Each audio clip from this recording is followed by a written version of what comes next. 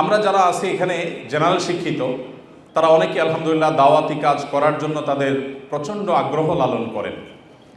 আমি তাদের উদ্দেশ্যে এবং সেই সাথে আমার সমপর্যায়ের কিংবা আমার ছোট ভাই তুল্য যে সমস্ত আলিমরা আছেন তাদেরকে কিছু কথা বলতে চাই, মুরব্বী ওলামা ইকরামদের কাছে সবক শোনানোর মতো করি। প্রথমত, আমরা যারা আল্লাহর পথে মানুষকে আহ্বান করতে চাই, এই যুগের সবচেয়ে বড় চ্যালেঞ্জগুলোর মধ্যে থেকে একটা হলো এখলাসের অভাব এবং ঘাটতি। বিশেষ করে মিডিয়ার এই সময়ে এখলাস ধরে রাখার মতো কঠিন আরেকটা কাজ নেই। এই জন্য আমরা যারা আল্লাহর পথে মানুষকে আহ্বান করতে চাই, সবচাইতে সহজ এবং সবচাইতে আমাদের হাতের কাছে নাগালে থাকা যে প্ল্যাটফর্ম, সেটা হলো সোশ্যাল মিডিয়াগুলো। এই সোশ্যাল মিডিয়াগুলোর মাধ্যমে আমরা অনেকে দাওয়াতি কাজ করে থাকি আলহামদুলিল্লাহ। কিন্তু এই সোশ্যাল মিডিয়ার দাওয়াতি কাজের সবচাইতে বড় যে ভয়াবহ দিক, সেটা হলো এখানে এখলাস এনশিওর করা অত্যন্ত কঠিন একটা ব্যাপার হয়ে যায়। তো এই জন্য আমরা যারা দাওয়াতি কাজ করতে চাই, সব কিছুর আগে আমাদের যে বিষয়টি খেয়াল করতে হবে তা হলো, আমি যতটুকু দাওয়াতের কাজ করব ততটুকু করব শুধুমাত্র আল্লাহকে খুশি করবার জন্য, দুনিয়ার কোনো বাহবার জন্য, দুনিয়ার কোনো নাম যশ খ্যাতির জন্য, দুনিয়ার মানুষের কাছ থেকে কোনো প্রাপ্তির আশায় আমার দাওয়াতি কাজ হবে না। এই বিষয়টা আমাদেরকে সব কিছুর আগে নিশ্চিত করতে হবে। কিন্তু মুশকিল হলো যে আমরা যারাই দাওয়াতি কাজ করি, তাদের মধ্যে বিশেষ করে মিডিয়া ভিত্তিক যে দাওয়াতি কাজগুলো হয়, এগুলোতে মানুষের নজরে আসা, মানুষের কাছ থেকে বাহবা পাওয়া, লাইক কমেন্ট গোনা। অনেকে নিজের ফেসবুক পোস্টের লাইক কমেন্ট যেভাবে গোনে, তার পকেটের টাকাও এত গুরুত্বের সাথে গুনছে কিনা সন্দেহ আছে। আমি যদি অনবরত শুধুমাত্র ভক্ত গুনতে থাকি আর আমার ফলোয়ার গুনতে থাকি, আর সোশ্যাল মিডিয়াতে বিশেষ করে 2 লাইনের দাওয়াতি কাজ করে যদি 4 লাইনের ফিডব্যাক মানুষের কাছ থেকে আশা করতে থাকি, তো আমাদের মনে রাখা উচিত, যারা মানুষের কাছ থেকে কিছু পাওয়ার আশায়, পার্থিব উদ্দেশ্যে বাহবা কুড়ানোর জন্য দাওয়াতের কাজ করে, এই শ্রেণীর দায়ী বা এই শ্রেণীর আলেমদেরকে দিয়ে জাহান্নাম উদ্বোধন করার কথা হাদিসে বলা হয়েছে। আল্লাহ তাআলা আমাদের সবাইকে হেফাজত করুন। সম্মানিত উপস্থিতি, আমরা নিজের কাজের যতটা প্রচার প্রসার করি, খুব বেশি অন্যের কাজের প্রচার প্রসার আমাদেরকে করতে দেখা যায় না। এটা এখলাস না থাকার একটা আলামত। তবে সবসময় সে বিষয়টিকে নিশ্চিত করে না, কারণ অনেক সময় দেখা যায় সোশ্যাল মিডিয়াতে আরেকজনের ভিডিও প্রচার করলে নিজের পেজ ক্ষতিগ্রস্ত হয়। সে বিষয়গুলো বাদ দিলে আমরা নিজেরা অন্যদেরকে উদাহরণ হিসাবে উপস্থাপন করি কিনা, নাকি সবসময় শুধুমাত্র নিজের কারামতি জাহির করি, শুধুমাত্র নিজের গল্প যদি বলে বেড়াই, আমি হান করেছি, আমি তান করেছি, আমি এই করেছি, আমি সেই করেছি, তাহলে বুঝতে হবে যে এখলাসের ভয়াবহ ঘাটতি আছে। আজকাল বিশেষ করে আমাদের তরুণ আলেম যারা আছেন, সেই সমস্ত তরুণ আলেমরা নিজেকে জাহির করবার এক প্রাণান্তকর চেষ্টা তাদের মধ্যে দেখা যায়। এমনকি যারা জেনারেল শিক্ষিত ভাই বোনরা আছেন, অনেকে দাওয়াতি কাজে ফিরে আসছেন। এই ময়দানে এসে তারাও দিন শেষে ফেমাস হওয়াটা যেন মূল টার্গেট এবং মূল লক্ষ্য, সেরকম একটা বিষয় দাঁড়িয়ে যাচ্ছে। এই জন্য এত দায়ী আমাদের এই সময়ে, আমরা যদি আজ থেকে 30 বছর 40 বছর আগে চলে যাই, তাহলে এত দায়ী মুসলমান সমাজে ছিল না। এখন দায়ীর সংখ্যা যত বাড়ছে, কিন্তু এখলাসের অভাবের কারণে এত দায়ী থাকা সত্ত্বেও সাধারণ মানুষকে আমরা দ্বীনের দিকে আনতে পারছি না, সাধারণ মানুষকে আমরা আল্লাহমুখী করতে পারছি না। আদর্শবাদী মুসলমান এদেশে সবচেয়ে কম। এদেশে মুসলমানদেরকে আমরা বলি তারা ধর্মপ্রাণ। ডক্টর খন্দকার আব্দুল্লাহ জাহাঙ্গীর রহমতুল্লাহ বলতেন যে আমাদের দেশে মুসলমানরা 2 প্রকার, একটা হলো সেকুলার মুসলমান আর একটা হলো রেগুলার মুসলমান। তো আমাদের দেশে সেকুলার মুসলমান বেশি নাকি রেগুলার মুসলমান বেশি? বুঝে শুনে কোনো মুসলমানের জন্য কোনোভাবে সেকুলার হওয়ার কোনো সুযোগ আদৌ আছে? কিন্তু এই ধারণা আমাদের অনেকের নাই। তো সেকুলার মুসলমানদেরকে যদি রেগুলার মুসলমান বানাইতে হয়, আদর্শবাদী মুসলমান যদি বানাতে হয়, তাহলে আমাদের দাওয়া হতে হবে দাওয়া বিল ইখলাস। আল্লাহর পথে আহ্বান হবে শুধুমাত্র আল্লাহকে খুশি করবার জন্য। আর এটা প্রমাণ হবে তখন যখন আমি নিজের দিকে দাওয়াত না দিয়ে দাওয়াত দিব কোরআন এবং সুন্নাহর দিকে, দাওয়াত দিব আমি ইসলামের দিকে, দাওয়াত দিব নবী সাল্লাল্লাহু আলাইহি ওয়াসাল্লামের আদর্শের দিকে। এবং দাওয়াত আমি শুধু আমাকে দিয়েই দিব না, অন্য ওলামা ইকরামের বক্তব্য, তাদের লেখনী, তাদের বই পুস্তক, সেগুলো দিয়ে। আমি আলহামদুলিল্লাহ নিজেকে এই জায়গায় সংশোধিত করবার জন্য, আমার নিজের আত্মশুদ্ধির জন্য পরিকল্পনা করে আমি কিছু কাজ করার চেষ্টা করি, আপনাদের সঙ্গে শেয়ার করার উদ্দেশ্য যাতে আপনারাও এরকম কোনো আইডিয়া বা আরও বেটার কোনো আইডিয়া আপনারা বের করতে পারেন। আমি চেষ্টা করি, আমার বাসায়, আমার অফিসে প্রচুর পরিমাণ বই থাকে এবং প্রচুর পরিমাণ বই আমার গাড়িতে থাকে। এখানে যে সমস্ত ওলামা ইকরাম আছেন তাদের অনেক বই কিনতে কিনতে আমার ফতুর হওয়ার দশা। 10টা 20টা 30টা করে সবসময় কিনে রাখি আমি। যে আসে কোনো একজন মেহমান, তাকে একটা বই দেওয়ার চেষ্টা করি। সাধারণত নিজের বই তো সবাই দেয়, কিন্তু অন্য আলেমের বই দেওয়া এটার নজির আমাদের সমাজে খুব বেশি নাই। তো নিজের মনে না চাইলেও নফসকে সাইজ করবার জন্য পরিকল্পিতভাবে নফসের বিরুদ্ধে গিয়ে এই কাজটা আমি করার চেষ্টা করি। আমাদের পেজে হয়তো ভিডিও আমরা দিতে পারি না, কারণ কপিরাইটের ব্যাপার থাকে। এই কপিরাইটের ব্যাপারের কারণে অন্যদের ভিডিও দেওয়াটা কঠিন হয়ে যায়। কিন্তু আমাদের দিন শেষে দাওয়াত দিতে হবে নিজের দিকে নয়, এমনকি নিজের প্রতিষ্ঠানের দিকেও নয়, দাওয়াত দিতে হবে আল্লাহর দিকে। সেটা কখনো নিজের কথা দ্বারা হতে পারে, কখনো অন্যের কথা দ্বারা হতে পারে, কখনো নিজের বই দ্বারা হতে পারে, কখনো অন্যের বই দ্বারা হতে পারে। আল্লাহ রাব্বুল আলামিন আমাদেরকে ইখলাসের সাথে দাওয়াতি কাজ করার তৌফিক দান করুন। একজন দায়ী তার কিছু কাজ যেরকম প্রকাশ হবে হতে পারে, আমাদের কিছু কিছু দাওয়াতের কাজ গোপন থাকা দরকার। আমাদের সব দাওয়াতি কাজকে ঢোল পিটিয়ে আমরা প্রকাশ করা উচিত না। কিছু কিছু দাওয়াত থাকা উচিত, কিছু কিছু কাজ থাকা উচিত যেগুলা বাইনি ওবাইন আল্লাহ থাকবে। ওলামা একরাম যারা আছেন, কিছু কিছু দাওয়াতি কাজ থাকা দরকার যেগুলো কোনো বিনিময় নিয়ে হবে না, যেগুলো শুধুমাত্র আল্লাহর কাছ থেকে বিনিময় আশা করব। আমরা যারা জানার শিক্ষিত ভাইরা আছি, আমরাও আমাদের দাওয়াতি ক্ষেত্রে এরকম করতে পারি। তাহলে এগুলো আমাদের এখলাসকে এনশিওর করবে ইনশাআল্লাহ তাআলা। তো দাওয়াতের কাজের ক্ষেত্রে এখলাসের যে ভয়াবহতা এবং দুর্ভিক্ষ, এটা কাটাবার জন্য অত্যন্ত কার্যকর একটা উপায় হলো মুখলেস ওলামা একরামের সোহবত নেওয়া, যেটা সমাজ থেকে আজ প্রায় বিলুপ্তির দিকে। আমরা সোহবত বা সান্নিধ্য নেওয়ার গুরুত্ব একেবারেই ভুলে গেছি।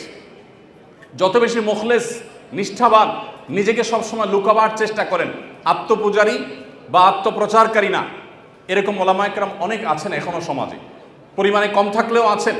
সেই সমস্ত ওলামা একরামের সান্নিধ্যে নিজেকে যত বেশি রাখতে পারবেন, তত বেশি আপনার ভিতরে দেখবেন এখলাস আনা সহজ হবে। আল্লাহ তাআলা আমাদের সবাইকে মুখলেসিনদের কাতারে শামিল হওয়ার তৌফিক দান করুন। তাহলে ভাই, আমাদের দাওয়াতি কাজ হবে আল্লাহর জন্য, আল্লাহকে খুশি করবার জন্য, বাহবা কুড়াবার জন্য, মানুষের কাছে ফেমাস হওয়ার জন্য বা পার্থিব আশায় যেন না হয়। আল্লাহ আমাদের সবাইকে সে তৌফিক দান করুন। দ্বিতীয়ত, আমাদের দাওয়াত হবে দাওয়া বিল ইলম। আল্লাহ সুবহানাহু ওয়া তাআলা বলেছেন, ওয়ালা তাখফু মা লাইসা লাকা বিহি ইলম। তুমি যে বিষয়ে জানো না সে বিষয়ে তুমি কোনো অবস্থান গ্রহণ করতে যাবে না। আমরা অনেকে আছি, যে বিষয়ে আমি ওয়াজ করছি, যে বিষয়ে আমি দাওয়াত দিচ্ছি, সে বিষয়টি আমি নিজে ভালো করে জানি না। আমি নিজে যে কোনো বিষয়ে সর্বোচ্চ ভালো করে জানবো, তারপর আমি সেটা বলবো। এখানে হযরত মাওলানা জয়নুদ্দিন শাহ হুজুর আছেন। দারুল ইরশাদ মাদ্রাসায় হযরতের একটি উক্তি আমার জীবনে এমনভাবে গেঁথে গেছে, আমি বহু জায়গায় এটা আলোচনা করেছি। আমি এবার সনদ সহ কথা বলার চেষ্টা করি, আরেকজনের কথা নিজের কথা হিসাবে চালিয়ে দেওয়ার চেষ্টাটা করি না। আমি সবসময় যেটা যার কাছ থেকে শুনেছি তার নাম সহকারে বলি, এটা আমার একটা আদত অভ্যাস। তো হযরতের কাছ থেকে শুনেছিলাম, ছোট্ট একটা ঘরোয়া মজলিসে, আমরা 7-8 জন ছিলাম দারুল ইরশাদে। হযরত বলতেছিলেন যে, যেই বিষয়টা জানার জন্য গোটা পৃথিবীর মানুষ মুখিয়ে আছে, ধরুন এমন একটা তথ্য, আমেরিকাতে প্রেসিডেন্ট নির্বাচন হয়েছে, ধরেন আমাদের দেশে একটা জাতীয় নির্বাচনের ফাইনাল ফলাফল প্রকাশ হবে, ঠিক সেই রকম একটা পর্যায়ে দেশের কোটি কোটি মানুষ সবাই অধীর আগ্রহে অপেক্ষা করছে, হাড্ডাহাড্ডি লড়াই হয়েছে, কোন দল জিতেছে জানার জন্য সবাই অপেক্ষমান। এখনো কেউ জানে না, নিউজ প্রকাশিত হয়নি এবং কোনোভাবে ফাইনাল ক্যালকুলেশন করা যায়নি। এরকম একটা পরিস্থিতিতে সবার আগে আপনি তথ্যটা জানতে পেরেছেন যে কোন দল জিততে যাচ্ছে। এরকম একটা ইনফরমেশন যেটা জানবার জন্য কোটি কোটি মানুষ অধীর আগ্রহে অপেক্ষা করছে, কেউই আন্দাজ করতে পারছে না কি হতে যাচ্ছে, সেটি আপনি জেনে গেছেন। এই জিনিসটাও যখন আপনি মানুষকে বলতে যাবেন বা ফেসবুকে লিখতে যাবেন, তখন বলার সময় এমনভাবে বলার চেষ্টা করবেন যেন আপনি ছাড়া আরও মানুষরা জেনে থাকতে পারে। আপনি এমনভাবে সেটা প্রকাশ করবেন যে হয়তো আপনারা কেউ জেনেও থাকতে পারেন, আমি নিজে চোখে দেখেছি ফাইনাল ক্যালকুলেশন, যেটা মাত্র ঘোষণা হতে যাচ্ছে, পেপার প্রিন্ট আউট হয়ে গেছে, সিগনেচার হয়ে গেছে, সেটা এটা আপনারাও কেউ হয়তো জেনে থাকবেন। একজন দাঈ ইলাল্লাহ, আল্লাহর পথে আহ্বানকারী দায়িত্বশীল মানুষ, তার কথার ভিতরে এরকম বিনয় থাকবে। আর যদি আমি বলি এটা কোনো মায়ের পুত, কোনো বাপের পুত, বাপের জন্মে শুনে নেই, তাহলে এটা কোনো দাঈ বা কোনো আলেমের ভাষা হতে পারে না। আলেম যত বেশি জানবে, তারপরে সে বলবে আল্লাহু আ'লাম বিস-সাওয়াব। আলেম যদি বলে যে এই কথা আমি বলেছি, আল্লাহর জমিনে কোনো মায়ের পুত, এটা উল্টানোর ক্ষমতা নাই, এটা কোনো আলেমের ভাষা হতে পারে না। আমরা অনেকে সোশ্যাল মিডিয়াতে দাওয়াতি কাজ করতে গিয়ে নিজেদেরকে ঠিক এইরকম পর্যায়ে নিয়ে যাই, এটা আমাদের উচিত না। প্রথমত আমরা যা বলবো সেটা জেনে বলবো, দ্বিতীয়ত আমাদের দাওয়াতের ভিতরে বিনয় থাকবে। আমাদের দাওয়াতি কাজ, বিশেষ করে ফেসবুকের দাওয়াতি কাজ যারা করেন, এই ফেসবুক মুজাহিদ বা ফেসবুক দায়ী যারা, তাদের বড় একটা অংশকে দেখা যায় এখন দাওয়াতি কাজ মানেই তো হলো সোশ্যাল মিডিয়ার দাওয়াত সবচেয়ে বেশি। তো এইখানে যারা দাওয়াতি কাজ করে থাকেন তাদের বড় একটা অংশ ধারণার উপরে ভিত্তি করে দাওয়াতি কাজ করেন, আরেকজনের কথাকে নিজের নামে চালিয়ে দেন এবং এটাকে কোনো দোষের কিছু মনে করেন না, যেটাকে ইন্তেহাল বা কালাম চুরি, আরেকজনের কথা চুরি করা বলা হয়, এটাকে কোনো দোষে কিছু মনে করা হয় না। তো দাওয়াতি কাজ যারা করবেন তিনি যা জানবেন সেটাই শুধু বলবেন। আল্লাহ সুবহানাহু ওয়া তাআলা কোরআনে কারিমেও আমাদেরকে এই নির্দেশ করেছেন, তার নবী সাল্লাল্লাহু আলাইহি সাল্লামকে নির্দেশ করেছেন, বাল্লিগ মা উনজিলা ইলাইক, হে রাসূল আপনার কাছে যা নাজিল হয়েছে আপনি সেটার প্রচার করুন, মন গড়া কোনো কথা নয়। সো আমরা যেটা জানবো নিশ্চিতভাবে শুধু সেটার দাওয়াতি কাজ করবো ইনশাআল্লাহ। তৃতীয়ত যে বিষয়টি আমাদের লক্ষ্য করা দরকার তা হলো দাওয়াতের ভাষা হবে অত্যন্ত কোমল এবং নরম। মুফতির ফতোয়া আর দায়ের দাওয়া দুইটা টোন একরকম হবে না। আমরা বেশিরভাগ মানুষ দাওয়াতি কাজ করতে যাই, বিশেষ করে সোশ্যাল মিডিয়াতে, সেটার মুডটা থাকে ঝগড়াটে মুড, মনে হয় যে আমরা ঝগড়া করতে নেমেছি। আমাদের দাওয়াতি কাজে যতটা না দরদ থাকে তার চেয়ে বেশি থাকে জেদ। আমাদের দাওয়াতি কাজে যতটা না মমতা মাখা কথা থাকে তার চাইতে বেশি থাকে হলো জাজমেন্টাল কমেন্ট। আমরা কাকে কখন কাফের বানাবো, কাকে কখন গোমরা ফতোয়া দিব, আমরা সেটা নিয়ে চিন্তিত। আমরা অন্যকে নিয়ে যতটা চিন্তা করি আমাদের নিজেদের নিয়ে এতটা চিন্তা বা এর ধারে কাছেও নাই। আমরা নিজের ব্যাপারে যত সুধারণা করি অন্যের ব্যাপারে ঠিক উল্টা, অর্থাৎ তার চাইতে অনেক বেশি কুধারণা আমরা করি। আল্লাহ তাআলা আমাদের সবাইকে নেক হওয়ার তৌফিক দান করুন। ভাইরা আমার, এই পরিস্থিতির একটা বড় কারণ আছে, সেটা হলো 4 নম্বর কারণ, সেটা হলো আমরা যারা দাওয়াতি কাজ করি বেশিরভাগ মানুষ দাওয়াত শেখা ছাড়া দাওয়াতি কাজ করি। আমি সবসময় বলার চেষ্টা করি যে আমরা তরুণ আলেম যারা আছি অথবা জেনারেল শিক্ষিত ভাই যারা আছেন, সিনিয়র ওলামা একরাম, মুরব্বী, আল্লাহ ভীরু, মুত্তাকি, পরহেজগার, বিচক্ষণ, বিদগ্ধ, সময় সচেতন ওলামা একরামের সরাসরি সান্নিধ্য এবং তত্ত্বাবধান সবসময় থাকা উচিত। এই একটা জিনিসের অভাবে অনেক সম্ভাবনাময় দায়ী তারা অকালে হারিয়ে যান, তারা শেষ হয়ে যান। তাদের দ্বারা উম্মত অনেক বেশি উপকৃত হতে পারত, কিন্তু সেটা হয়ে উঠছে না। হঠাৎ করে তারা একেবারে অনেক বেশি চমকে ওঠেন, আবার হঠাৎ করে তারা নিভে যান। এর অন্যতম কারণ হলো এই জায়গাটা। এজন্য আমি বিনীতভাবে আপনাদেরকে অনুরোধ করতে চাই, আল্লাহর ওয়াস্তে সোশ্যাল মিডিয়াতে যখন দিনের কাজ করবেন, কোরআন এবং হাদিসকে রিপ্রেজেন্ট করবেন, আল্লাহ এবং তার রাসূলের পথে মানুষকে আহ্বান করবেন, আপনার ভুলগুলো ধরার জন্য কোনো একজন বা একাধিক মুরব্বী যেন থাকে, যার কথা আপনি শুনবেন, যার সাথে আপনি পরামর্শ করবেন। আপনাদেরকে আমরা ক্ষুদ্র একটা তথ্য দিয়ে রাখি, আমরা আমাদের পেজে যে পোস্টগুলো করি, যে লেখাগুলো যায়, প্রত্যেকটা লেখা পাবলিকলি প্রকাশ করবার আগে, পাবলিশ করবার আগে আমাদের একটা টিম আছে, সেই টিমে আমরা দেই।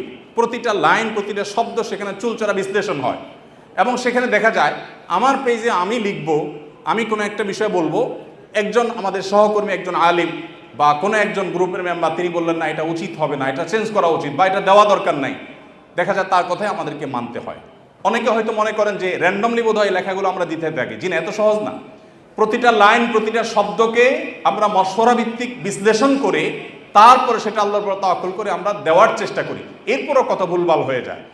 তাহলে আমরা যারা নিজেকে স্বয়ং সম্পূর্ণ মনে করছি, আশরাফ আলী থানভী রহমতুল্লাহ আলাইহি বলতেন, जो अपने आप को मुस्तकिल बिज़ात समझता है वो मुस्तकिल बज़ात है। যে নিজেকে নিজে স্বয়ংসম্পন্ন মনে করে, যার কোনো মুরব্বীর প্রয়োজন নাই, যার কোনো গাইডের প্রয়োজন নাই, যে কোনো কারোর তত্ত্বাবধানের প্রয়োজনীয়তা অনুভব করে না, সে আসলে কখনো ভালো দায়ী হতে পারে না। এই জন্য ভাইরা, আমাদের এত দায়ী, এত হাজার হাজার আমাদের ফেসবুক মুজাহিদ, কিবোর্ড মুজাহিদ, এত বেশি আমাদের দাওয়াতি কাজ করা মানুষ আছে, কিন্তু কোয়ালিটি নেই। এর অন্যতম কারণ হলো যে দাওয়াতি কাজ আমরা শেখার চেষ্টা করি না। আমরা মানুষটা 2 টাকার কথা বলি 4 টাকা ওজনের। আমি মানুষটা যতটুকু আমি সে ওজনে কথা বলবো। আমাদের অনেক ভাইরা আছেন, তারা দেখা যায় সলিউশন দেন যে মুসলিম মিল্লাতের কি করা উচিত, গোটা বিশ্ব মুসলিমদের এই মুহূর্তে কি করা উচিত। এই সমাধান দিচ্ছেন কে? দাওয়াতি ফিল্ডে নাবালেগ বাচ্চা ফতোয়া দিচ্ছেন বা সমাধান দিচ্ছেন যে গোটা পৃথিবীর মুসলমানদের এই মুহূর্তে কি করা উচিত, গোটা দেশের আলেমদের এখন কি করা উচিত, এটা গাইডলাইন করতেছেন একজন তরুণ, একজন এখনো পাকাপোক্ত হননি দাওয়াতের ময়দানে, এরকম একজন মানুষ। আমি এর আগে বিভিন্ন জায়গায় বলেছি, আমার একটা বক্তব্যকে কেন্দ্র করে আজ থেকে আরো বছর 10 আগে, আরো বেশি হবে বোধহয় 12-13 বছর আগে, আমার এক বন্ধু, একজন বড় ডাক্তার, দিনদার, তিনি এক সময় বাম রাজনীতির সাথে জড়িত ছিলেন, পরবর্তীতে আল্লাহ তাকে হেদায়েত দিয়েছেন। তো আমি তার চেম্বারে রোগী হয়ে গেছি, আবার আমাকে স্নেহ করেন, ভালোবাসার মানুষ। তো উনি আমাকে প্রসঙ্গত বললেন, আপনার ওই বক্তব্যটা শুনছি, শুনে আমার কাছে মনে হয়েছে যে পাকার আগে আপনারা মাইকের সামনে চলে আসছেন। এটা আমাকে উনি বললেন, ডাক্তার সাহেব বললেন যে আপনাদের সমস্যা হলো আপনারা হুজুরদের অনেকে আছেন, আপনি সহ, যে আপনারা পাকার আগে মাইকের সামনে চলে আসছেন। উনি কয়েকজন দায়ীর নাম বললেন, ডক্টর আব্দুল্লাহ জাহাঙ্গীর রহমতুল্লাহর কথা বললেন, আর কয়েকজন দায়ীর নাম বললেন ওনারা পাকছেন তারপরে মাইকের সামনে আসছেন, যার কারণে তাদের কথার ভিতরে সে পুক্ততা বোঝা যেত। অবশ্য তার অনেক বছর পরে ওনার সাথে আমার দেখা হওয়ার পর উনি মুচকি হাসি দিয়ে বললেন আপনি এখন একটু পাকছেন বলে মনে হয়। তো উনি যখন এই প্রথম কমেন্টটা করেছিলেন আমি একটু সেটাকে নেগেটিভলি নিইনি, আমি বরং খুব ভালোভাবে ভাবতে শুরু করলাম যে নিশ্চয়ই কোনো এক জায়গায় ঘাপলা ঘাটতি আছে, নাহলে এই লোকটা আমার মহব্বতের মানুষ, সে কেন এই কমেন্ট করবে। পরে আমি বক্তব্যটা আবার শুনলাম, 2-3 শোনার পর আমার মনে হলো হ্যাঁ এখানে বাড়াবাড়ি আছে, এখানে অনেক বেশি আমি স্ট্রেস দিয়ে ফেলছি, যেটা এভাবে দেওয়া উচিত হয়নি। তো ভাইরা আমার, আপনারা যারা দাওয়াতি কাজ করতে চান আমি আপনাদেরকে করজোড় করে অনুরোধ করতে চাই, আল্লাহর ওয়াস্তে, যেহেতু এটা দাওয়া কনফারেন্স চলছে, আপনারা অবশ্যই সিনিয়র, বিদগ্ধ, বিচক্ষণ, মুত্তাকি, আল্লাহ ভীরু, নিজের কথা অনুযায়ী আমল করেন, দুনিয়াদার না, এরকম মানুষ একেবারে শেষ হয়ে যায় নাই, এরকম মানুষদের সান্নিধ্য আপনারা সবসময় নেবেন এবং তাদের তত্ত্বাবধানে থেকে দাওয়াতি কাজ করবেন। তারা যদি স্টপ করতে বলেন সেখানে স্টপ হয়ে যাবেন। দেখবেন আমাদের দাওয়াতি কাজে যে পরিমাণ সদস্য বেড়েছে, যত দায়ী এখন আছে, যদি কোয়ালিটিটা এনশিওর করতে পারি তো আজকের এই পৃথিবীকে পরিবর্তন করা খুব বেশি কঠিন কিছু না ইনশাআল্লাহ। ভাইরা আমার, 5 নম্বর যে বিষয়টি আমি বলতে চাই তা হলো আমাদের এখন দাওয়া বিল হিকমা, দাওয়া বিল বসিরার খুব বেশি প্রয়োজন। এমন একটা সময় আমরা পার করছি, শয়তানের দিকে যারা আহ্বান করছে তাদের যে দূরদৃষ্টি, তাদের যে বিচক্ষণতা, তাদের যে প্ল্যান পরিকল্পনা, সেটা আমাদের চাইতে এত বেশি এবং এত গভীরে। আমি শুধুমাত্র ছোট ছোট 2টি এক্সাম্পল দিতে চাই। আমাদের দেশে একটা কথা এখন খুব জোরে সোরে চলছে, খুবই প্রাসঙ্গিক, সেটা হলো বৈষম্য বিরোধী সমাজ গড়তে হবে। এবং বৈষম্য বিরোধী আন্দোলনে এদেশে সাধারণ শিক্ষার্থীদের পাশাপাশি মাদ্রাসা শিক্ষার্থীরা, ওলামা একরাম প্রত্যেকে যার যার জায়গা থেকে ঝাঁপিয়ে পড়েছেন এবং অগণিত হাফেজ আলেম তাদের জীবন তারা বিলিয়ে দিয়েছেন। বহু মাদ্রাসার ছাত্ররা এখনো হসপিটালে কাতরাচ্ছে। কিন্তু অবাক করা বিষয় হলো যে বৈষম্য দূর করবার জন্য মানুষ রক্ত দিয়েছে, এখানে মাঝখান থেকে আমরা দেখতে পাচ্ছি যে শয়তানের চক্ররা বৈষম্য দূর করবার নাম দিয়ে তারা সমকামিতা এখানে প্রতিষ্ঠা করবার চেষ্টায় লিপ্ত। আপনারা গতকালকের একটা নিউজ হয়তো অনেকে দেখেছেন, কলকাতার আরজি কর হসপিটালের একজন ডাক্তার, একজন নারীর চিকিৎসক, তার প্রতি পাশবিক নির্যাতন করা হয়েছে এবং তাকে হত্যা করা হয়েছে ভারতে। এটার প্রতিবাদে ঢাকা ইউনিভার্সিটিতে একটা আয়োজন হয়েছে 16 আগস্ট রাতে, এবং সেই আয়োজনে বর্তমান অন্তর্বর্তীকালীন সরকারের একজন উপদেষ্টা, সমাজ কল্যাণ উপদেষ্টা, তিনি উপস্থিত হয়েছেন, এস মুর্শিদ ওনার নাম। তিনি সেখানে উপস্থিত হয়ে তাদেরকে বলেছেন যে তোমরা কিছু দাবি দাওয়া পেশ করো, কিছু দাবি দাওয়া দাও তোমরা, যে দাবি দাওয়াগুলো বাস্তবায়নের জন্য আমরা ঝাঁপায়ে পড়ব। তিনি প্রকাশ করছেন যে আমরা ঝাঁপায়ে পড়ব তোমাদের সেই দাবি দাওয়া বাস্তবায়ন, তোমরা সেগুলো দাও। দাবি দাওয়া তো রেডি ততক্ষণে, তিনি দিতে বলছেন এবং বলছেন যে ঝাঁপায়ে পড়ব আমরা। এবং তিনি আরও কিছু কথা সেখানে বলেছেন, আমি সেগুলোতে আর যাচ্ছি না। তার পুরো কথার খোলাসা হলো যে পুরা তার কাছে যে সরকারি শক্তি আছে, তার পুরো ডিপার্টমেন্ট ঝাঁপায় পড়বে সেগুলো বাস্তবায়ন করবার জন্য। শুধু তাদেরকে উৎসাহ দিচ্ছেন, তিনি অনুপ্রাণিত করছেন যে তোমরা সেগুলো দাও। তারা দিয়েছে। তারা কি দিয়েছে? 13টা দফা বা দাবি দিয়েছে। এই 13টা দফা দাবির ভিতরে আমি যদি একটু পড়ে শোনাবার চেষ্টা করি, একটা দাবি ছিল 3 নম্বরের, সেটা হলো ধর্ম, গোত্র এবং বর্ণের ঊর্ধ্বে গিয়ে প্রতিটি লিঙ্গের মানুষের সম্পত্তিতে সমান অধিকার দিতে হবে। এটা আমাদের প্রচলিত আইন বিরুদ্ধ যেমন, তেমনি এদেশের সংখ্যাগরিষ্ঠ মানুষ মুসলমানদের কোরআনে কারিমের সুস্পষ্ট বিধানের হুবহু বিপরীত। এর আগে বিভিন্ন সরকার যেটা চেষ্টা করেছে, করতে পারে নাই। এখন বৈষম্য দূর করবার নাম দিয়ে কলকাতায় হয়েছে কি আর তারা দাবি করছে কি? কলকাতায় হয়েছে একজন নারী চিকিৎসক পাশবিক নির্যাতনের শিকার হয়েছেন, তাকে খুন করা হয়েছে। পৃথিবীতে মুসলমানরা নারীদের অধিকার নিয়ে যখন কথা বলেছে, তখন আজকালকার নারীবাদীদের জন্ম হয়নি। মুহাম্মদ সাল্লাল্লাহু আলাইহি সাল্লাম যখন নারী অধিকার নিয়ে কথা বলেছেন, তখন এই নারীবাদীদের 14 গোষ্ঠীর কারোর জন্ম হয় নাই।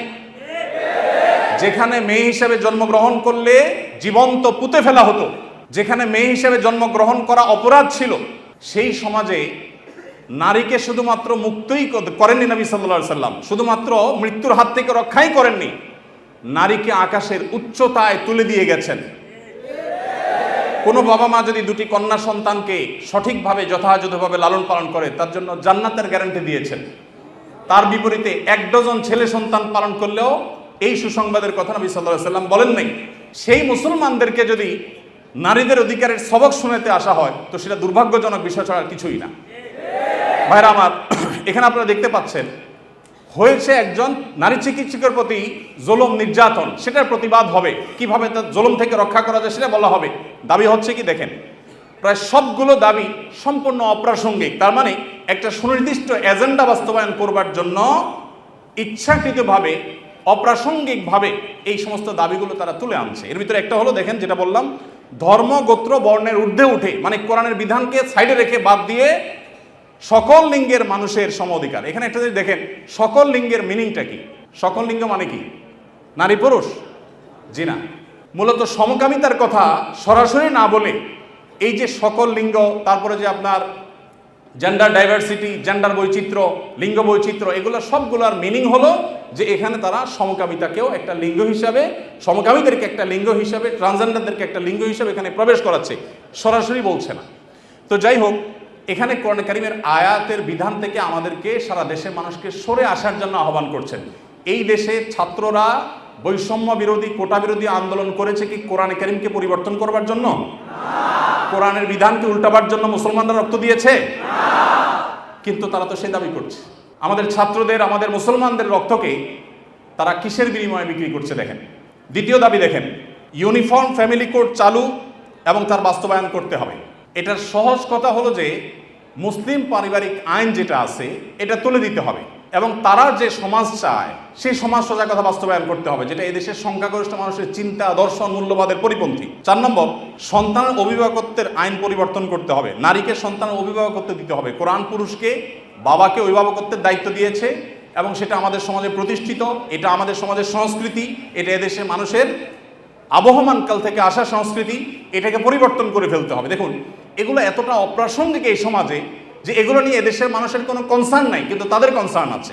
এরপরে দেখেন 7 নম্বর হলো নারী, আদিবাসী, প্রতিবন্ধী এবং ভিন্ন লৈঙ্গিক পরিচয়ের মানুষকে দেখেন, নারী আসছে, আদিবাসী আসছে, প্রতিবন্ধী আসছে, এরপরে আবার নারীর পরে আবার ভিন্ন লৈঙ্গিক পরিচয়ের মানুষ বলতে কি বোঝানো হয়? পুরুষ এবং মহিলা ছাড়া ভিন্ন লিঙ্গ এর পরিচয় দেয় যারা, তারা কারা?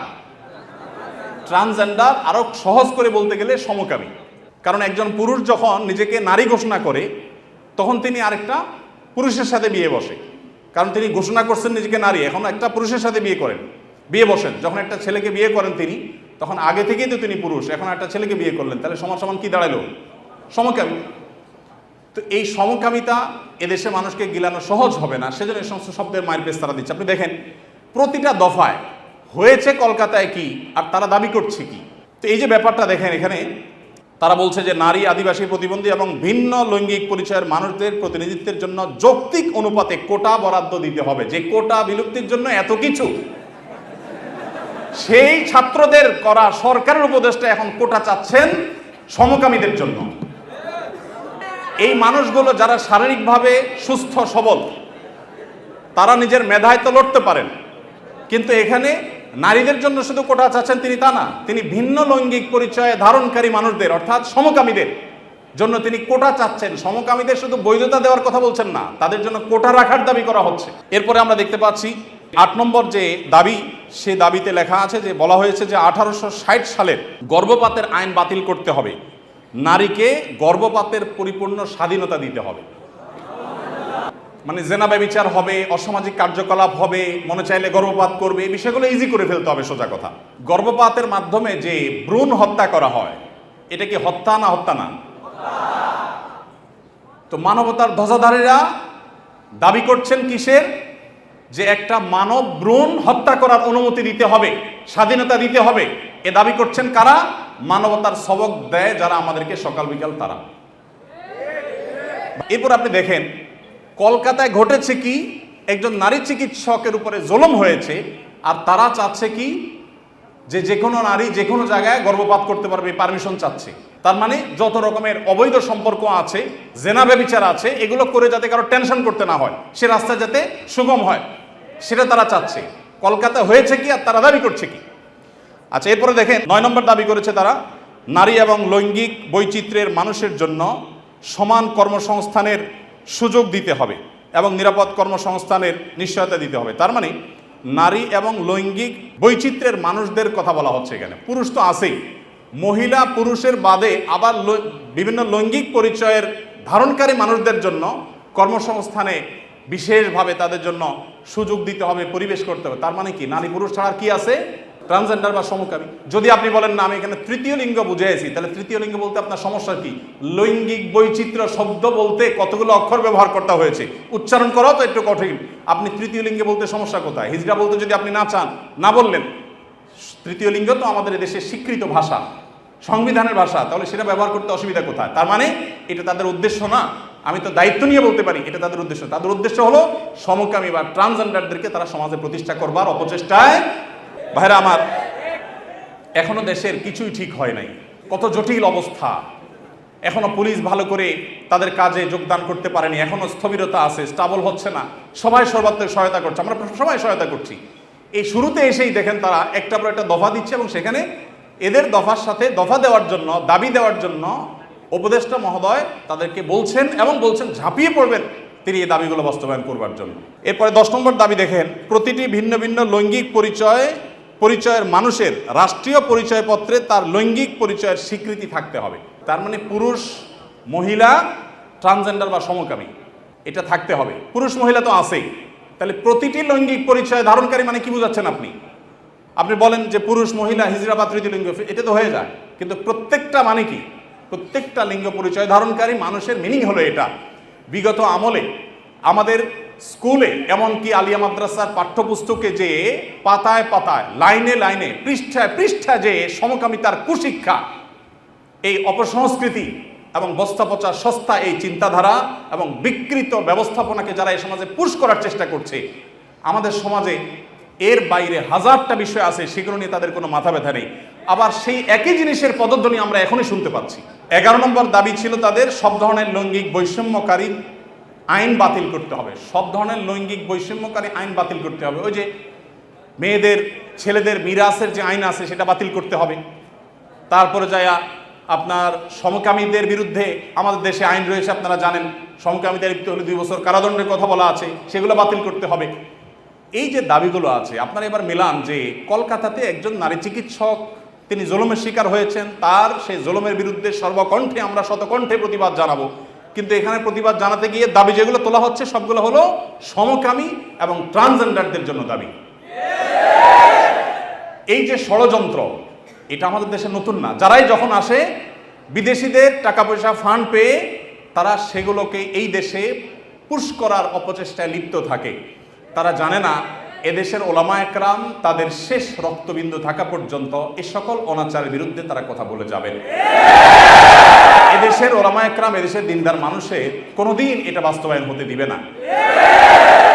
মালয়েশিয়ানরা যদি সমকামীদের যে সিম্বল, তাদের যে রংধনুর সিম্বল, সেই কালারগুলো, সেই 6 কালার, এগুলো যদি কেউ কোনো পোশাকে, আশাকে, ঘড়িতে, কোনো কিছুতে ধারণ করে, আমি যদি ভুল না বলে থাকি, না জেনে থাকি, তাহলে 3 বছর কারাদণ্ডের কথা বলা আছে।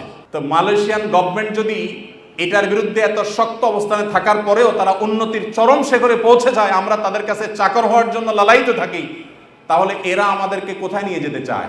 একজন উপদেষ্টা মহোদয় তিনি এদেশের সকল ধর্মের মানুষের কাছে ঘৃণিত একটা বিষয়কে সমাজে স্টাবলিশড করবার জন্য রীতিমতো প্রকাশ্যে এখন তারা নেমেছেন। এখন একজন আলেম হিসাবে, একজন দায়ী হিসাবে আমাদের বুদ্ধিবৃত্তিকভাবে এই সকল ষড়যন্ত্র মোকাবেলা করতে হবে। আমরা এদেশের বৈষম্যের বিরুদ্ধে, যত প্রকার বৈষম্য আছে সেই বৈষম্যের বিরুদ্ধে ওলামা একরাম কথা বলেছেন। সবচেয়ে বেশি বৈষম্যের শিকার তো আলেম সমাজের দেশে। আলেমদের চাইতে, দাড়ি টুপি এবং হিজাবের চাইতে বেশি বৈষম্য এদেশে কার প্রতি হয়েছে? আমাদের এই সমাজে শুধুমাত্র এই স্বাধীনতার পর থেকে না, ব্রিটিশ আমল থেকে শুরু হয়েছে। ওলামা একরাম এবং দিনদার মানুষ তারা এই সমাজের সবচেয়ে নিগৃহীত, সবচেয়ে নিষ্পেষিত। একটা বাজেট ঘোষণার পর বাজেট নিয়ে কেমন বাজেট হয়েছে, বাজেট ভাবনা জানতে চায় বিভিন্ন মিডিয়াগুলো, আপনি জানেন। টকশো যেরকম হয়, অনেক সময় দেখা যায় বাহিরে তারা সাধারণ মানুষের, জনমানুষের বাজেট ভাবনা তারা জানতে চায়। একজন রিকশাওয়ালাকেও জিজ্ঞাসা করে, রিকশাওয়ালা ভাই, এই যে বাজেট সম্পর্কে আপনার কোনো মন্তব্য আছে কিনা? কিন্তু আপনারা অবাক হবেন, আজ পর্যন্ত বাজেট নিয়ে কোনো আলেমের বক্তব্য কোনো মিডিয়া আমার জানা মতে জানতে চাই নাই, যে আলেমদের ভাবনা কি। আলেমদের কোনো ভাবনা থাকতে পারে না? এদেশে ৩.৫ লক্ষ মসজিদ, ৩.৫ লক্ষ মসজিদের প্রত্যেকটা মসজিদে যদি ১৫০ করে মুসল্লি থাকে, তাহলে ৩.৫ লক্ষ মসজিদের ইমাম সাহেবরা, আলেমরা, তারা কমপক্ষে ৪ কোটি মানুষের নেতৃত্ব দিচ্ছেন। এত বিশাল জনগোষ্ঠীর মানুষকে ইগনোর করতে করতে করতে করতে আপনারা একেবারে দেয়ালে পিঠ ঠেকিয়ে দিয়েছেন। সময়তো ভাইরা আমার, আপনারা দেখেছেন যে ঢাকা বিশ্ববিদ্যালয়ের একজন শিক্ষক, তিনি রমজান মাসে বিশ্ববিদ্যালয়ের শিক্ষার্থীদেরকে বিশ্ববিদ্যালয় আঙ্গিনায়, যে বিশ্ববিদ্যালয় জায়গা দান করেছে একজন মুসলমান নবাব, যে বিশ্ববিদ্যালয় চলে বেশিরভাগ মুসলমানদের করের টাকায়, সেই বিশ্ববিদ্যালয় মুসলমানদের জায়গায়, মুসলমানদের টাকা, বেশিরভাগ মুসলমানদের টাকা যেখানে, সেখানে সেই প্রতিষ্ঠানে কোরআনে কারীম তেলাওয়াত করা হয়েছে, তার জন্য শোকজ যিনি জারি করেছেন, তাকে আজকে শিক্ষার্থীরা যে কোরআনে কারীমের তেলাওয়াত শুনিয়েছেন তার কক্ষে গিয়ে, আপনারা দেখেছেন। অবাক করা বিষয় কি জানেন? এদেশের এক শ্রেণীর মিডিয়া এটাকে নিয়ে সমালোচনা করে বলছে যে জোর করে কোরআন শোনানো তো ঠিক না। নীতিবাক্য শুনেছেন? জোর করে কোরআন শোনানো ঠিক না, মনে হয় যে জোর করে আয়নাঘরে নিছে। যারা জোর করে আয়নাঘরে নেওয়ার বিরুদ্ধে কোনোদিন একটা শব্দ বলতে পারে নাই, তারা এখন আল্লাহর কালাম শুনাইছে একজন মুসলমান দাবিদার মানুষকে, কোনো হিন্দুকেও শোনায় নাই, সেটার বিরুদ্ধে তারা প্রতিবাদ করতেছে জোর করে কোরআন তেলাওয়াত করা ঠিক না। তাহলে জোর করে কোরআন তেলাওয়াত বন্ধ করা ঠিক আছে? রমজানে যখন কোরআন তেলাওয়াত করতে দেওয়া হয় নাই, সেখানে শোকজ জারি করা হয়েছে, সেটা ঠিক ছিল? তাহলে তুমি নিজের বেলায় খুব অধিকারের পরে সোচ্চার, অন্যের বেলায় একেবারে সোচ্চার না। দেখুন, আমাদেরকে মানবাধিকারের কথা বলা হয়, আমরাও মানবাধিকারের কথা বলি, কিন্তু আমরা মানবাধিকার বলতে মিন করি একটা, ওরা মানবাধিকার বলতে মিন করে সমকামিতা, সমকামীদের অধিকার। আমরা বৈষম্য বিরোধী বলতে চাই, সমাজে হিন্দুদের প্রতি কোনো বৈষম্য হবে না, খ্রিস্টানদের প্রতি কোনো বৈষম্য হবে না, নারীদের প্রতি কোনো বৈষম্য হবে না, কারোর প্রতি কোনো বৈষম্য হবে না, হুজুর শ্রেণীপতির বৈষম্য হবে না। দাঁড়িয়ে আছে তাহলে সে চাকরির জন্য অনুপযুক্ত বিবেচনা করা হবে দায়ের কারণে, এই বৈষম্য হবে না। টুপি আছে, হিজাব আছে, সেজন্য সে ভার্সিটিতে চান্স পাবে না বা তার প্রতি বৈষম্যমূলক আচরণ করা হবে, এগুলো থাকবে না। এদেশে মানুষ এই বৈষম্য দূর করতে চায়, আর ওরা আছে এদেশে সমকামীদের অধিকার প্রতিষ্ঠা করে তথাকথিত বৈষম্য দূর করার জন্য। আমাদের বৈষম্য বিরোধী চেতনা আর তাদের বৈষম্য বিরোধী চেতনা এক না। আমাদের বলতে এখানে আমি হুজুর শ্রেণী কথা বলছি না, এদেশের সর্বস্তরের মানুষ যদি গণভোট নেওয়া হয়, সমকামিতাকে এদেশে অধিকার হিসেবে এই বিকৃত যৌনতা চর্চা করে আমেরিকাতে, পৃথিবীর উন্নত দেশগুলোতে যে পরিমাণ ধ্বংস ডেকে এনেছে, সেখানকার রাস্তা রাস্তা অভিভাবকরা নেমেছে প্রতিবাদ করবার জন্য। আপনার একটা ভিডিও, ভাইরাল একটা ভিডিও দেখেছেন, কোন একটা গণমাধ্যমের কোন একটা টকশো বা টেলিভিশনের কোন একটা প্রোগ্রামে বাবার সামনে তার ট্রান্সজেন্ডার একটা মেয়ে আসছে, দেখে ছেলে ছিল সে, সম্ভবত মেয়ে হয়ে গেছে, সেই চিত্র দেখে বাবা যে হাওমা করে কেঁদেছেন, গোটা পৃথিবীর মানুষের বিবেকে আঘাত করেছে। এই বিকৃত যৌনাচারের যারা প্রবর্তক, যারা ধ্বজাধারী, এরা ওই বিকৃত জিনিসটাকে আমাদের দেশে প্রবেশ করাবার অপচেষ্টায় লিপ্ত আছে। এরা জানে না যে এই স্বপ্ন এই দেশের মানুষ আসলে কখনো বাস্তবায়ন হতে ভাইরা আমার।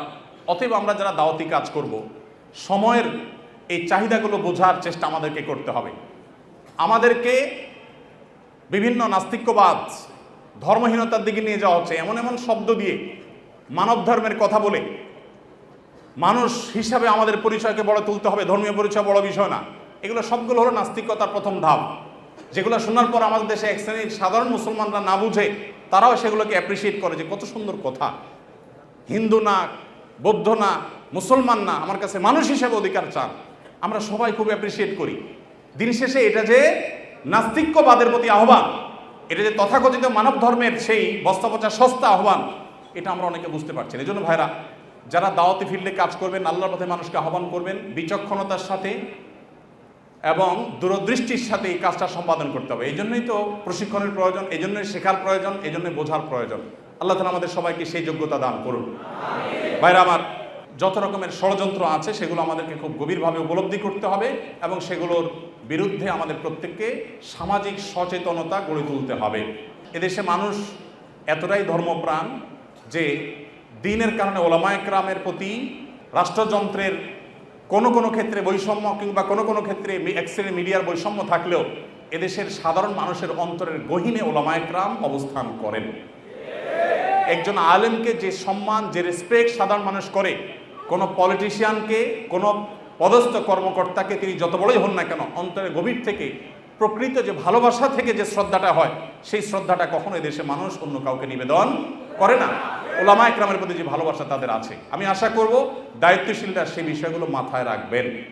এখানে বিদেশিদের কোনো এজেন্ডা তারা পুশ করার অপচেষ্টায় যারা লিপ্ত যেন না হন, সেটা বিনীতভাবে তাদেরকে অনুরোধ করতে চাই। এগুলো যদি করা হয়, এদেশের কোনো মানুষ সেটাকে সহ্য করবে না ইনশাআল্লাহ তাআলা। তাদের যদি সৎ সাহস থাকে, তারা সমকামিতাকে বৈধতা দেওয়ার জন্য আইন করার ব্যাপারে গণভোট করুক। আমার তো মনে হয় না যে 1% ভোটও তাদের পক্ষে পড়ার কোনো সম্ভাবনা আছে। ভাইরা আমার, অতএব এই যে যারা আমাদেরকে মত প্রকাশের স্বাধীনতার কথা বলে এবং সবক শিখায়, তারাই যদি আমাদেরকে এমন জিনিস চাপায় দেয় যেটা এদেশের কোনো মানুষ বিশ্বাস করে না, তাহলে এর চাইতে বড় বাক স্বাধীনতা হরমার কি হতে পারে। বিধায় আমরা আশা করব যে যারা দাওয়াতি কাজ করেন তারা এই টোনগুলো বোঝার চেষ্টা করবেন যে আপনাকে বৈষম্য বলতে কি বোঝাচ্ছে, মানবাধিকার বলতে আপনাকে দিয়ে বলাচ্ছে কি, আর তার মতলবটা কি, এটা বোঝার চেষ্টা আমাদেরকে করতে হবে। এরপর যে পয়েন্টটা বলবো তা হলো দাওয়াতি কাজ যারা আমরা করবো ইনশাআল্লাহ, দাওয়াতে ফিল্ডে যারাই কাজ করবো ইনশাআল্লাহ, তারা সবসময় একটা জিনিস মাথায় রাখবো যে পুরুষদের পাশাপাশি আমাদের অনেক মেয়েদের মধ্যে দায়ী তৈরি করতে হবে। আমাদের দেশে নারীদের মধ্যে দাওয়াতি কাজ করবার মতো সেরকম মহিলা দায়ী, উপযুক্ত দায়ী নাই। আয়েশা রাদিয়াল্লাহু তাআলা আনহার কাছে অন্যান্য মেয়েরা দিন শিখবার জন্য আসতেন। অনেক আলেম আছেন, তার স্ত্রীকে পর্যন্ত তিনি এতটুকু যোগ্যতা গড়ে তোলেন নাই, এতটা যোগ্যতা সৃষ্টি করে দেন নাই যে তিনি আশপাশের মহিলাদেরকে, তার বিল্ডিংয়ে থাকা মহিলাদেরকে অ্যাটলিস্ট দাওয়াতি কাজ করবেন, আল্লাহর পথে আহ্বান করবেন। আমাদের মা বোনদের, বিশেষ করে এদেশে মা বোনদের দিনের প্রতি যে আগ্রহ, যদি আমরা আজকে উপযুক্ত মহিলা দায়ী সেরকম তৈরি করতে পারতাম, এবং অবশ্যই মহিলাদের দাওয়াতি কাজে শরীয়তের যে বাইন্ডিংসগুলো আছে, শারায়াতগুলো আছে, সেগুলো মেনটেন করে যদি করা যেত, এই সমাজের চেহারা পরিবর্তন হয়ে যেত। আমাদের আস-সুন্নাহ ফাউন্ডেশনে আমাদের মা বোনদের যে অংশগ্রহণ, মা বোনদের যে আগ্রহ ভালো ভালো কাজে, সেটা বেশ অনেকগুলো প্রজেক্টে আমরা দেখেছি পুরুষদের চাইতে অনেক বেশি। আমরা অনেকগুলো ইসলামী জ্ঞানের প্রতিযোগিতা আয়োজন করি, আপনারা জানেন, সেখানে হাজার হাজার মানুষ অংশগ্রহণ করেন। প্রত্যেকবার আমরা দেখি মেয়েরা সবসময় অংশগ্রহণকারীর সংখ্যায় সবচেয়ে এগিয়ে থাকে এবং ভালো ভালো পুরস্কারগুলো তারাই বেশিরভাগ ক্ষেত্রে জিতে। অতএব আমাদের মা বোনদের জন্য দায়ী গড়ে তোলার কাজ আমাদেরকে করতে হবে। আমাদের স্ত্রী, আমাদের বোন, আমাদের মা, তাদেরকে দ্বীনের বেসিক বিষয়গুলো শেখাতে হবে এবং ওলামায়ে কেরামদের তত্ত্বাবধানে তাদেরকে দায়ী হিসাবে গড়ে তুলতে হবে। আবার দাওয়াতি কাজের জন্য শরিয়ার বাইন্ডিং, শরিয়ার নীতিমালাকে লঙ্ঘন করে এক জেলা থেকে আরেক জায়গায় মাহরাম ছাড়া বা যাচ্ছে তা খুশি করে সংসার স্বামী সব ত্যাগ করে করবেন তিনি, সেই দাওয়াতের কথা আমি বলছি না, কিন্তু বেসিক দাওয়াতি কাজ আমাদের মা বোনদেরকে করতে হবে এবং তাদেরকেও সেরকম ক্যাপাবল করে আমাদেরকে গড়ে তুলতে হবে। আল্লাহ তো আমাদের সবাইকে সেই তৌফিক দান করুন। আমি আবারও বলছি, আমরা যারা দাওয়াতি কাজ করব, প্রথমত আমাদের ইখলাস দরকার, আল্লাহকে খুশি করার উদ্দেশ্য থাকা দরকার, নিয়তটা সহি হওয়া দরকার, আমাদের সস্তা কোনো উদ্দেশ্য যেন না হয় সে বিষয়টি মাথায় রাখতে হবে। দ্বিতীয়ত, আমাদেরকে দাওয়াত দিতে হবে জেনে শুনে। আমরা যে বিষয়ে দাওয়াত দিব সে বিষয়ে খুব ভালো করে জেনে দাওয়াত দিব, না জেনে বা সামান্য ধারণার ভিত্তিতে কোনো দাওয়াত দিব না। তৃতীয়ত, আমাদের দাওয়াতের ভাষা হবে অত্যন্ত কোমল। বিশেষ করে সোশ্যাল মিডিয়াতে যে পরিমাণ গালিগালাজ অনেক টুপি দাড়ি ধারণকারী, প্রোফাইল পিকচার ধারণকারী অনেকে করে থাকেন, সেটা আমাদের রীতিমতো লজ্জার কারণ হয়। বিশেষ করে এক হুজুরের ভক্ত হয়ে অন্য হুজুরের গোষ্ঠী উদ্ধার করার সময় আমাদের মুখ দিয়ে কি বের হয় কি বের না হয় সেটা বলে আসলে শেষ করা যায় না। ডক্টর খন্দকার আব্দুল্লাহ জাহাঙ্গীর রহমতুল্লাহ এটা কথা বলতেন। স্যার বলতেন যে এই দেশের মানুষের কাছে যদি আল্লাহ জান্নাত জাহান্নামের ফয়সালার জিম্মাদারে দিতেন, তাহলে জান্নাত পুরোটাই খালি থাকতো।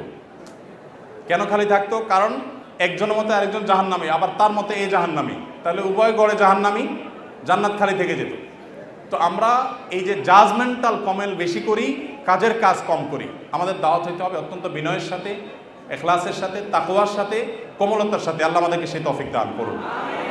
এরপরে যে বিষয়টি খেয়াল করতে হবে তা হলো দাওয়াতি কাজ শিখতে হবে। আমি যতটুকু দাওয়াতি কাজ করবো ততটুকু শিখবো, এবং আমার কোনো না কোনো মুরব্বী, তত্ত্বাবধানকারী, কোনো না কোনো বিচক্ষণ ব্যক্তি আমার পেছন থেকে আমাকে গাইড করবেন, শাসন করবেন, আমার ভুল ধরিয়ে দিবেন, সেই ব্যবস্থাপনা আমার রাখতে হবে।